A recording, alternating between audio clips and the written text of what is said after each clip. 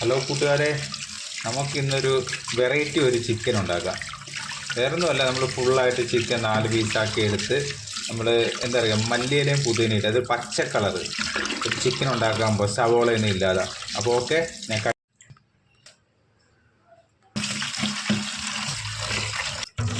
നമ്മൾ ആവശ്യമുള്ള മല്ലിയിലയും പുതിനയും കഴുകിയെടുക്കുകയാണ് കേട്ടോ.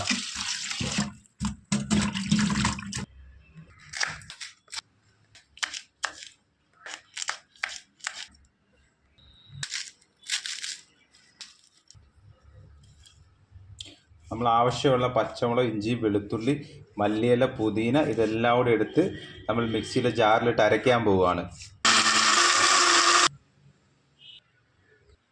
നമ്മൾ അരപ്പെല്ലാം നല്ല അടിപൊളിയായിട്ട് അരച്ചെടുത്തിട്ടുണ്ട്. അതിലോട്ട് ഇച്ചിരി മഞ്ഞൾപ്പൊടി ഇടുക, ഒരു ടീസ്പൂൺ മുളക് പൊടി, ഇതിനാവശ്യമായിട്ടുള്ള ഉപ്പും, പിന്നെ ഒരു നാരങ്ങ പിഴിഞ്ഞൊഴിക്കണം. ഒരു നാരങ്ങ ഫുള്ളായിട്ട് വേണം. ചിക്കൻ നല്ലോണം വരയണം. നല്ലോണം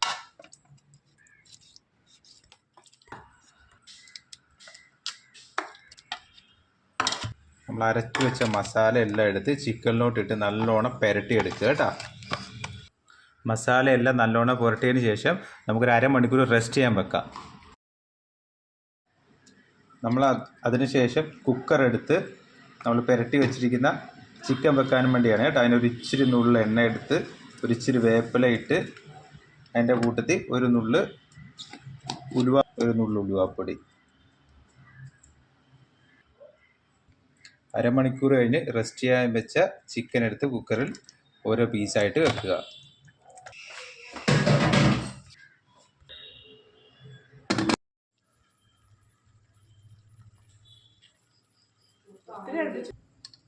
ഹലോ കൂട്ടുകാരെ, അപ്പം നമ്മുടെ ചിക്കൻ റെഡി ആയിട്ടുണ്ട്. നല്ല സൂപ്പറാണ്. പിന്നെ ഇതിൻ്റെ പേര് ആർക്കെങ്കിലും അറിയാമെങ്കിൽ ഒന്ന് കമൻറ്റ് ചെയ്തേക്കണം കേട്ടോ. അപ്പോൾ ഓക്കെ.